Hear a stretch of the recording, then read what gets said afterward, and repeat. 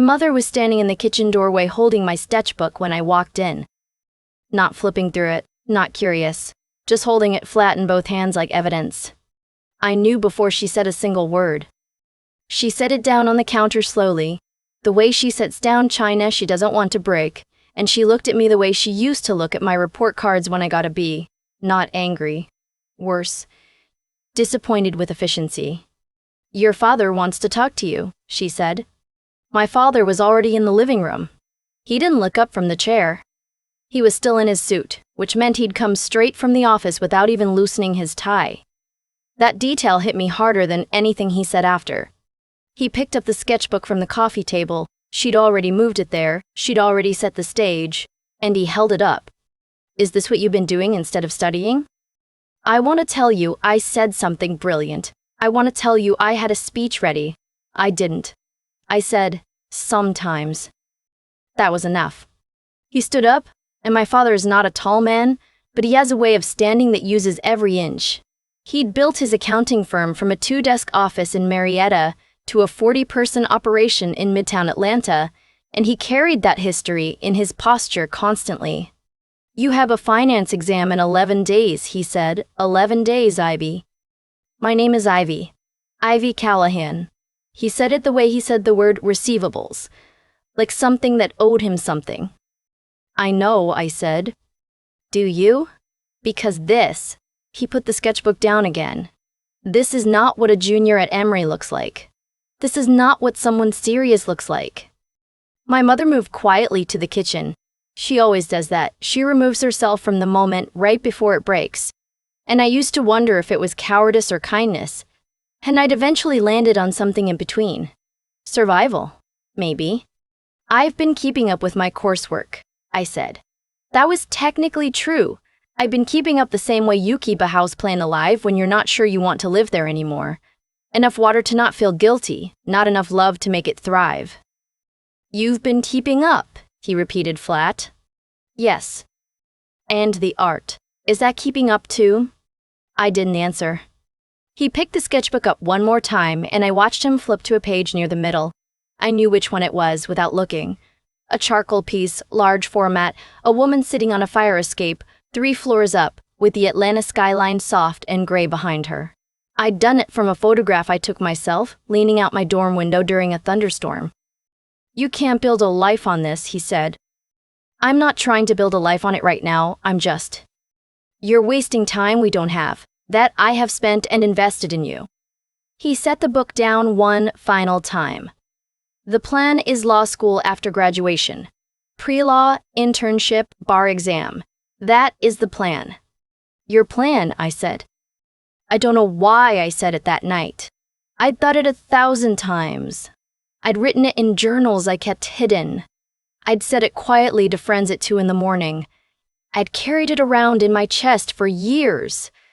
But I said it out loud that night, in the living room, to his face. The air changed. "Excuse me." "It's your plan," I said again, quieter, which somehow made it worse. "I didn't make that plan. I've never said I wanted that." He looked at me for a long time. The TV was on in the background, muted, some football game with the score in the corner of the screen. "Then what do you want?" "I want to make things. I want to design. I want to create. I don't know exactly what shape it takes yet, but I know it's not corporate law in Atlanta." He laughed. Not a warm laugh. The kind of laugh that's really just air pushed out through contempt. "Design," he said. "Yes. Graphic design, art school, dropout design.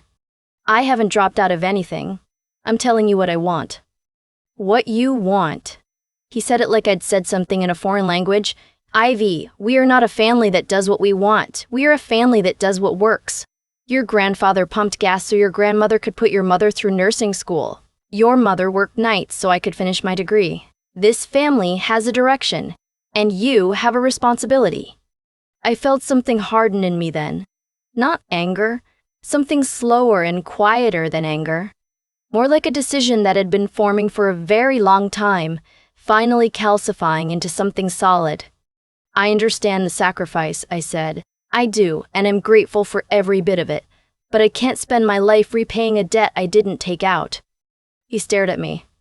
"You need to leave," he said. I thought he meant the room. "Go to your room, let me cool down."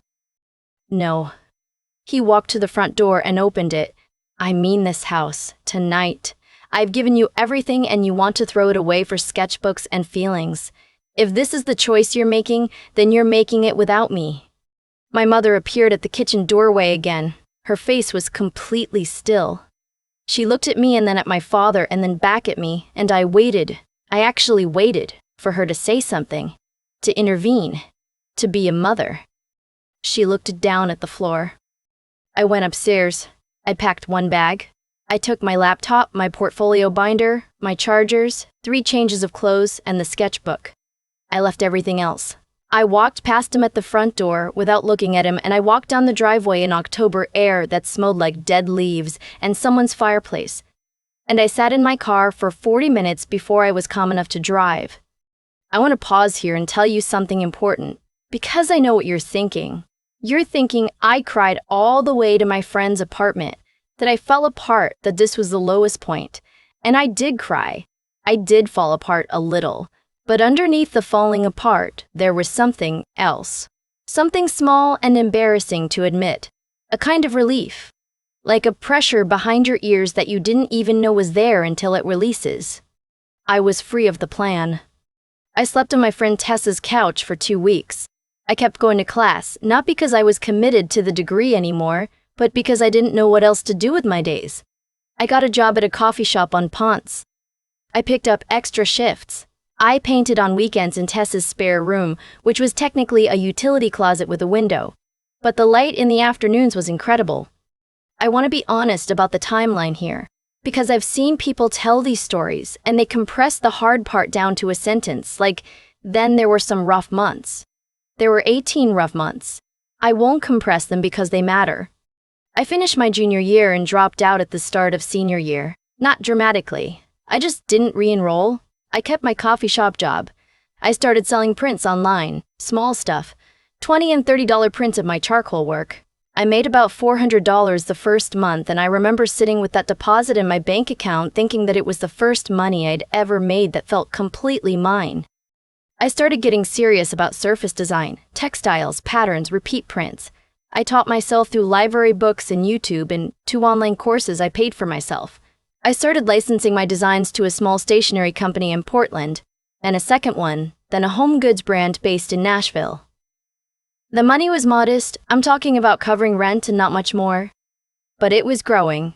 I kept meticulous records, my father's daughter, whether I wanted to be or not. In year 2, I signed with a design licensing agency. That changed things. They connected me to larger brands, handled the contracts, negotiated terms I wouldn't have known to ask for. I kept creating. I worked most evenings. I stopped going to openings and events and anything social that cost money or time I didn't have. I was not glamorous. I ate a lot of rice and beans, and I ran 4 miles every morning because it was free, and I needed somewhere to put all the feeling. By year 3, I had royalty income from 11 different licensing agreements. Some of them were small, a candle brand, a phone case company. But 2 of them were significant.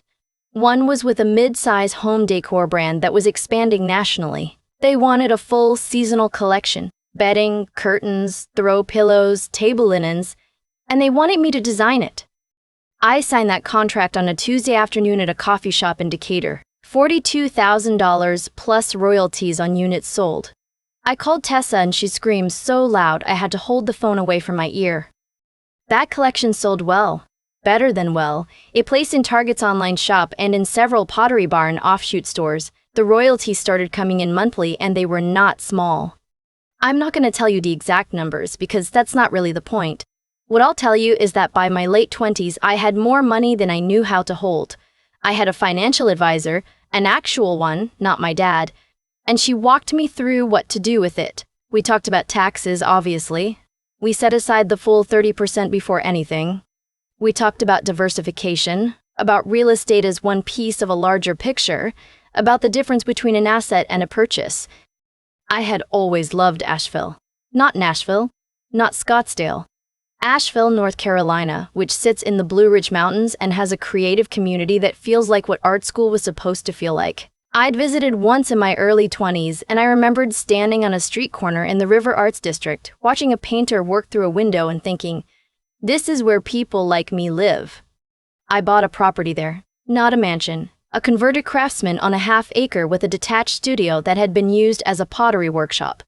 Renovated, warm, with original hardwood floors and a porch that faces the mountains. It cost significantly less than $22 million, and I say that with real sincerity because someone in the comments of my life would absolutely ask.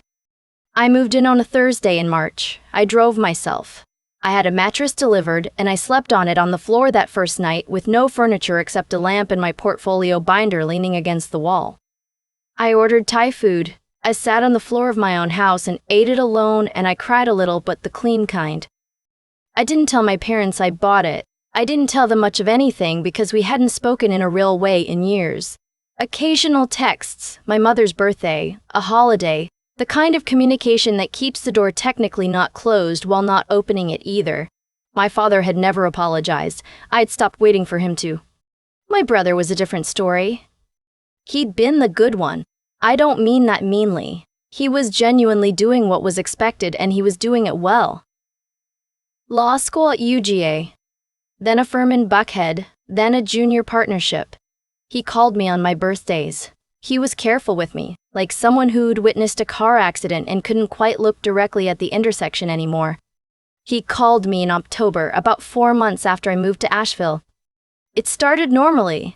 He asked about the house. He asked if I was happy. He said it seemed like things were going well for me, which is what people say when they've been looking at your Instagram. I told him yes, things were going well. I meant it.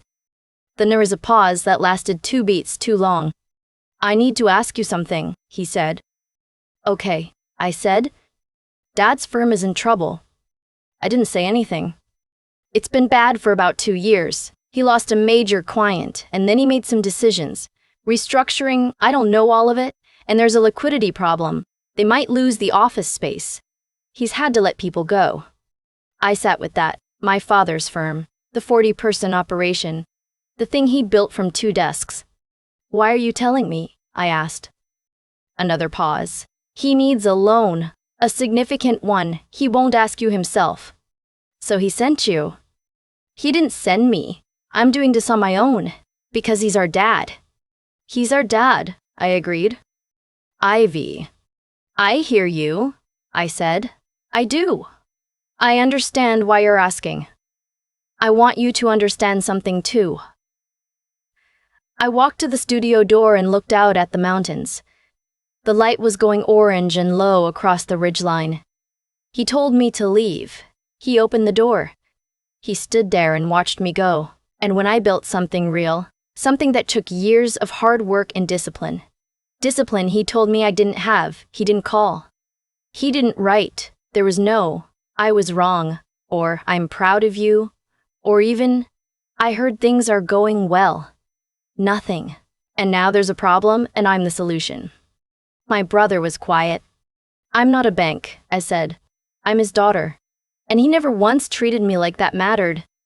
He's not good at saying things, my brother said. You know that. Being not good at saying things doesn't explain 6 years of silence. So that's a no. That's a not yet, I said. If he wants to talk to me, actually talk, not transact, then I'll listen. But I'm not wiring money into a situation I know nothing about, to a man who hasn't spoken to me in years, because it's inconvenient for him to ask himself. My brother sighed. Not frustrated, I don't think. Tired. He said he understood. I believed him. I hung up and stood at that studio door for a long time. The mountains were doing the thing they do at dusk in October, that blue-purple fade. And I noticed I wasn't crying. I wasn't angry either. I felt the weight of it, but it didn't crush me. I think that was the first time I understood that the years had changed me in ways I hadn't cataloged. My father called 2 weeks later. He didn't open with small talk. He never did. He said my name. He said he understood I'd spoken with my brother. He said the situation was serious. I said, I know. He said, I need your help. And I felt the pull of it because of course I did. That's what the years do. They don't kill the love. They just reshape it into something more complicated. I still loved him. I had never stopped. I had just loved myself enough to leave. Dad, I said, I want to help you, but I need something first. What do you need? To hear you say it. Silence? Say what? That you were wrong, not about the money, about me, about what I could do, about who I was. The silence stretched long enough that I thought he'd hung up. Then he exhaled. A long, controlled breath. My father, who had never in my entire life admitted fault without a legal reason to. You made something real, he said finally. I didn't think you could. It wasn't the apology from a movie. It didn't have the shape of the thing I'd wanted to hear. But he said it. He actually said it. And his voice was different. Quieter and older, and something scraped out from the inside. Thank you, I said. We talked for an hour. He told me the real story about the firm, what had happened, what he'd tried, where it had gone wrong. He wasn't asking me to fix it by the end. He was just telling me, like a person talking to another person. I didn't give him a loan. I'm going to be clear about that. What I did was connect him with my financial advisor, who had a colleague specializing in small business restructuring. I offered to cover the consulting fee. I told him I'd look at the numbers, but that any decision would be a business decision, with documentation, with a clear structure, with no ambiguity. He agreed. He said okay in a voice I'd never heard from him before. Not compliant, just honest. My mother called me that evening. She didn't say much. She said she'd missed me. She asked if I was eating well. She said the house in Asheville sounded lovely. I said it was. She asked if she could come see it sometime. Yes, I told her. I'd like that. I want to be careful here about what I'm telling you, because I'm not telling you everything worked out perfectly and the family was healed. That's not what happened. My father and I have a careful relationship now, functional and occasionally warm, with edges that are still a little rough when we press against them. My mother visited twice. She sat on my porch and drank coffee and looked at the mountains, and she said, I should have said something. That night, I said I knew. She said she was sorry. I said I know that too. My brother and I are close. He comes up for long weekends sometimes. He's thinking about leaving the firm, exploring something he actually wants to do. I don't push it, but I leave the door open. The stereo in the back of the house has become the center of everything. I have a licensing portfolio now that I'm genuinely proud of. Collections in home goods, stationery, fabrics, a small collaboration with an independent apparel brand that did better than any of us expected. I hire assistants, I pay them well, and I tell them their ideas matter, and I mean it. I still run 4 miles most mornings. I still eat rice and beans sometimes because I actually like them. I have a good lamp in every room. There are days when I drive into Asheville and walk through the River Arts District, and I think about the 23-year-old who slept on a couch in a utility closet and made $400 in a month and told herself it was enough to keep going. I'm not sentimental about her exactly, but I'm glad she didn't give up. I'm glad she picked up the sketchbook. I'm glad she said your plan out loud. I keep coming back to that image of my father standing at the front door. Suit still on. Tie still straight. Holding it open like a verdict. For a long time, I thought that moment was the worst thing that ever happened to me. Now, I think it was the most clarifying. Not because suffering is secretly good. I don't believe in dressing up pain as a gift, but because the door he opened, intending it as a punishment, turned out to be the only exit I would never have walked through on my own. That's not karma in any cosmic sense. It's just cause and effect, played out slowly enough that you miss it while it's happening. He pushed me out because he believed I couldn't survive without the structure he'd built. And I survived, not out of spite, but because I had no other choice, and having no other choice turned out to be the exact condition I needed to find out what I was actually made of. The integrity part came first, and it was the quietest. It was every morning I got up and went to the coffee shop and didn't call him to apologize for something I hadn't done wrong. It was keeping my own records, paying my own taxes, not cutting corners on contracts even when I was exhausted and broke, and a shortcut would have been easy. Nobody was watching. Nobody was grading me. I did it because somewhere in me I had decided that I was going to be someone I respected, even if I was the only one in the room who did. The intelligence, and I mean the practical kind, The kind that solves real problems rather than just impresses people, came through failure. I priced my work wrong for almost a year. I signed a licensing deal without reading the exclusivity clause, and it cost me 6 months of opportunities. I learned from those mistakes without collapsing under them, which is the only real test of whether you developed any actual judgment or just avoided difficulty long enough to seem capable. And the persistence. God, the persistence. Nobody talks honestly about how unglamorous that part is. It's not a montage. It's Tessa's couch for 2 weeks and then a utility closet with one good window. It's $400 and deciding it's enough to keep going. It's running 4 miles because it's free and you need somewhere to put all the feeling. It's doing the thing again the next day and the next, not because you feel inspired, but because you made a decision and you're honoring it. My father eventually said, "You made something real." It came out halting and imprecise, the way a man says a hard thing when he has no practice. I used to think I needed a better apology than that. I don't anymore. What he gave me was the truth, in his own limited language. And that was more than I'd gotten in years. What I know now is that none of it, not the house, not the collections, not the financial advisor or the royalty checks, none of it would have meant anything if I hadn't earned the self-respect first. The money followed the character, not the other way around. I'm glad I picked up the sketchbook. I'm glad I said your plan out loud.